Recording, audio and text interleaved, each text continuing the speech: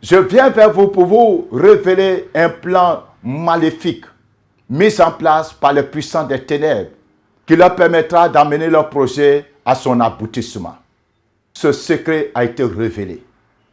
Le Seigneur a permis de comprendre que le monde des ténèbres actuellement cherche à sacrifier des bébés, des femmes enceintes, des femmes de pasteurs. Plus particulièrement des femmes de pasteurs sur le territoire ivoirien.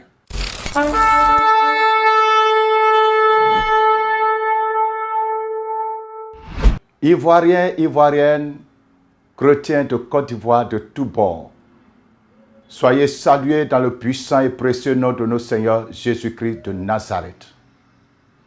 Je me présente une fois de plus à vous pour sonner une trompette d'alerte à la prière, à l'intercession, parce que l'heure est grave. Je le répète, l'heure est grave. Depuis des années, je ne cesse de crier aux oreilles du peuple, de crier aux oreilles de l'Église, que la Côte d'Ivoire est engagée dans un combat spirituel très profond. Je ne cesse de dire que nous ne sommes pas dans un combat politique, que nous ne sommes pas dans un combat contre un système politique, mais nous sommes dans un combat contre un système démoniaque. Je ne cesse de dire que nous ne sommes pas engagés dans un combat contre les humains, mais plutôt contre les entités spirituelles de haut niveau. Ces puissances qui contrôlent le monde et qui ont décidé de s'accaparer de notre nation afin de dévorer les destinées et les gloires de ce pays. Chers frères et sœurs chrétiens, ce message est particulièrement pour vous, mais encore plus précisément pour vous, les serviteurs et servantes de Dieu. Partagez massivement cette information, cette alerte à la prière, car il y a urgence en la demeure. Quand vous lisez dans le livre de 2 Rois chapitre 3, la Bible nous raconte une histoire très pitoyable.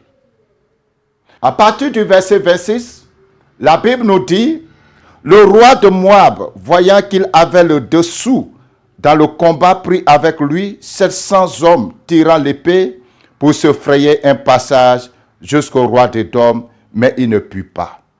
Il prit alors son fils premier-né, qui devait régner à sa place, et il l'offrit en holocauste sur la muraille, et une grande indignation s'empara d'Israël, qui s'éloigna du roi de Moab et retourna dans son pays. Comme nous venons de le lire, Israël était en guerre contre Moab. La Bible nous fait comprendre que les Moabites étaient dans une mauvaise posture dans cette guerre. Ils étaient en train de perdre la guerre. Le roi de Moab, ne sachant plus que faire, ayant tout essayé et voyant son échec, va faire recours à une ultime solution, celle de sacrifier son premier-né, celui qui devait régner à sa place. Et effectivement, lorsqu'il a fait le sacrifice de son premier fils, l'indignation était tellement grande que le peuple d'Israël s'est retiré du champ de bataille, permettant ainsi donc aux Moabites d'avoir du repos et de continuer leur règne. Avant cela, nous avons l'histoire que nous est racontée au sujet du peuple d'Israël en Égypte, dans Exode chapitre 1, où Pharaon a ordonné que tous les enfants mâles des Hébreux soient mis à mort dès leur naissance. Également dans le livre de Matthieu chapitre 2, la Bible nous raconte comment les enfants de 2 ans et en dessous ont été mis à mort. Bien-aimés, je le répète, nous sommes dans un combat spirituel. Le règne démoniaque sait, le règne luciférien sait que cette nation est le choix de Dieu pour le grand mouvement de réveil spirituel de ces derniers temps. Le monde spirituel sait que la Côte d'Ivoire est une réserve de la manifestation de sa puissance et que le grand vent du réveil doit souffler très bientôt à partir de cette nation. Et tout ce qui est fait, tout ce que nous sommes en train de voir sur tous les plans, a pour but d'étouffer l'avènement de ce vent de réveil. Chers frères et sœurs, chers chrétiens de Côte d'Ivoire, chers pasteurs, je viens vers vous pour vous révéler un plan maléfique mis en place par les puissants des ténèbres qui leur permettra d'amener leur projet à son aboutissement. Comme cela nous a été dit dans le livre de 2 Rois, les Moabites étaient en train de perdre la guerre. Ils ont tenté de fuir, ils n'ont pas réussi. Et pour renverser donc la situation, ils ont fait un sacrifice humain. Chers chrétiens de Côte d'Ivoire, ouvrez bien les oreilles. Écoutez-moi attentivement. Ce n'est pas de la blague. Ce n'est pas du buzz. Je ne fais pas non plus ce message pour vous alarmer, mais plutôt pour vous interpeller et vous amener à fléchir genoux pour notre nation. Hier, pendant que je priais, le Seigneur m'a fait la grâce de rentrer dans un combat spirituel. Et lors de ce combat, une entité maléfique qui est en train d'agir dans la nation a été confrontée par la puissance de Dieu. Et à la suite de cette confrontation, ce secret a été révélé. Le Seigneur a permis de comprendre que le monde des ténèbres actuellement cherche à sacrifier des bébés, des femmes enceintes, des femmes de pasteurs. Plus particulièrement des femmes de pasteurs sur le territoire ivoirien. Parce que le monde spirituel voit que son temps est fini, que son règne est fini, que le vent du réveil est sur le point de souffler. Et ils ont besoin de renouveler leurs forces. Ils ont besoin de s'établir, de fortifier leurs hôtels. Ils ont besoin de s'accaparer de certaines puissances, de certaines énergies. Dans leur consultation, dans leur recherche, ils ont découvert que la seule chose qui pourra leur permettre de tenir encore et de prolonger leur activité et leur emprise sur la vie spirituelle de la nation, c'est d'arriver à sacrifier des enfants de pasteurs. Et cela doit se faire avant la fin de cette année 2025. Parce qu'il y a un projet qui est bien élaboré par le diable et ses suppôts. Et ce projet doit aboutir l'année prochaine, dans le mois d'août. Mais pour que ce projet aboutisse, ils ont besoin de pouvoir mettre en place un certain nombre de choses. Et le fondement de ce qu'ils doivent faire, c'est le sang de bébé de pasteur. Chers chrétiens et chers intercesseurs, chers pasteurs, ne prenez pas ce message à la légère. Je vous demande de faire massivement le partage de cette information. Nous devons nous lever dans la prière pour toutes les femmes enceintes sur le territoire ivoirien. Mais plus particulièrement pour les femmes enceintes de pasteurs. Dans toutes les communautés où des femmes de pasteurs sont enceintes, prenez des moments de jeûne et prière pour la maman pasteur. Prenez des temps de prière pour les femmes des serviteurs de Dieu qui sont enceintes. Prenez des temps de jeûne et prière. Présentez-les au Seigneur dans la prière, dans le jeûne. Passez des nuits à intercéder pour toutes ces femmes. Je dis bien pour toutes ces femmes sur le territoire ivoirien. Mais ne vous limitez pas seulement aux femmes de pasteurs. Parce que au-delà des femmes de pasteurs, il y a d'autres femmes dont les maris ne sont pas pasteurs, mais qui ont une onction qui repose sur leur vie. Qui sont donc des dépôts d'énergie divine. Alors, en tout coup, priez pour les femmes enceintes de notre nation. Dès réception de ce message, mettez-vous en prière jusqu'en fin décembre. Je demande aux membres du mouvement des pierres vivantes et tous les autres mouvements affiliés de prendre cette information très au sérieux. Je voudrais m'adresser particulièrement à tous les mouvements d'intercession, aux différents mouvements de femmes, des différentes communautés sur l'étendue du territoire. Je m'adresse également aux sages-femmes chrétiennes, aux obstétriciens.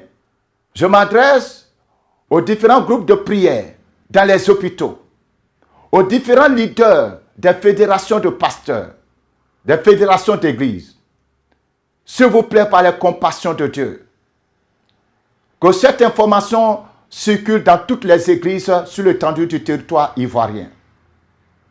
Que cette information circule à toutes les chaires de prédicateurs sur toute l'étendue du territoire ivoirien. Tous les groupes de prière, tous les groupes d'intercession, toutes les familles doivent s'approprier de ce sujet.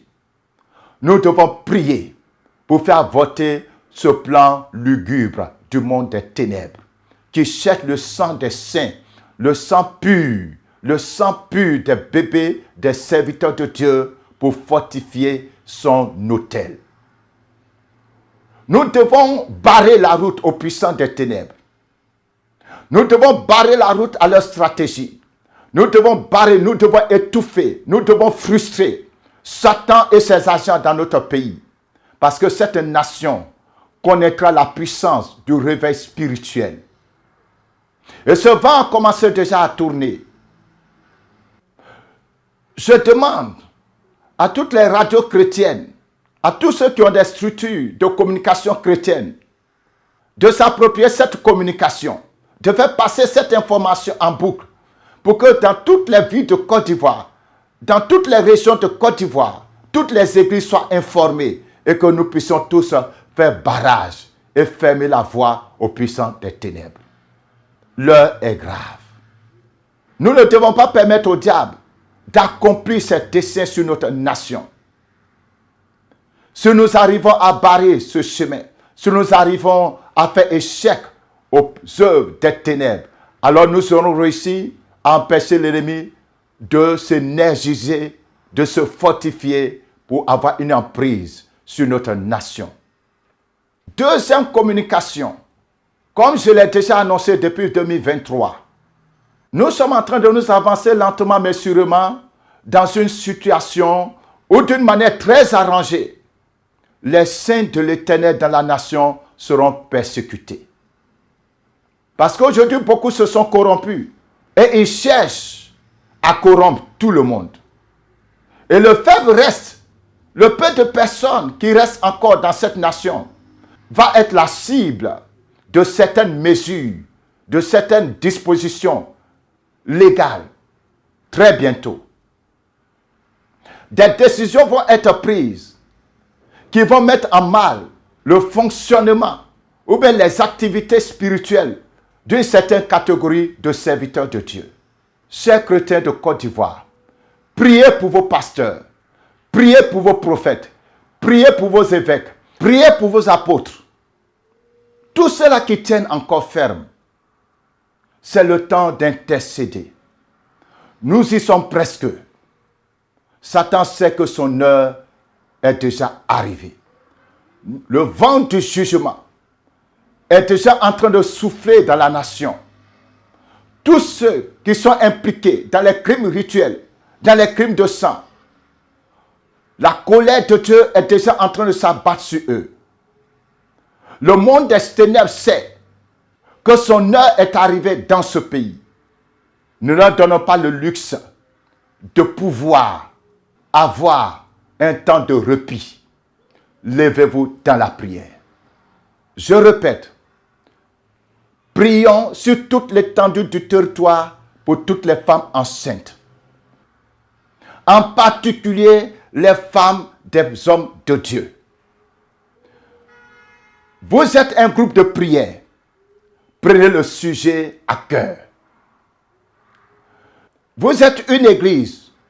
Prenez ce sujet à cœur. Vous êtes une fédération d'églises.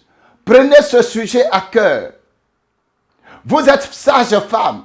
Prenez ce sujet à cœur.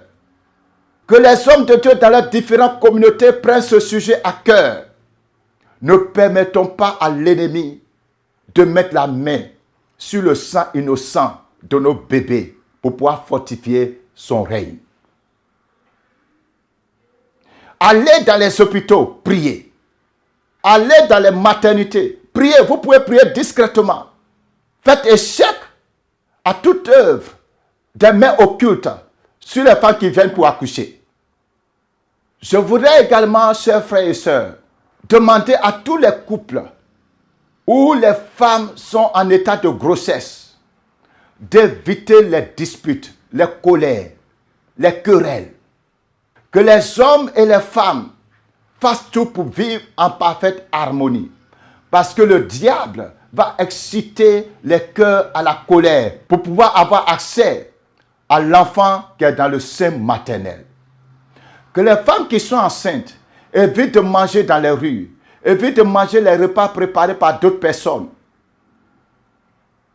Que ces femmes fassent attention à ce qui rentre dans leur bouche, à ce qu'ils rencontrent. Veillez sur vous, vous les mamans qui êtes en état de grossesse pendant cette période. Soyez vigilants et le Seigneur Jésus-Christ enverra ses anges pour vous escorter partout où vous êtes afin que vous ne soyez pas à la merci des puissants des ténèbres. Faisons barrage aux activités du prince de ce monde des ténèbres. Jésus-Christ de Nazareth, le roi de gloire, le Seigneur des seigneurs, le commencement et la fin, Jésus de Nazareth doit accomplir sa parole sur notre pays. Et l'heure est arrivée. Levez-vous dans la prière. Shalom.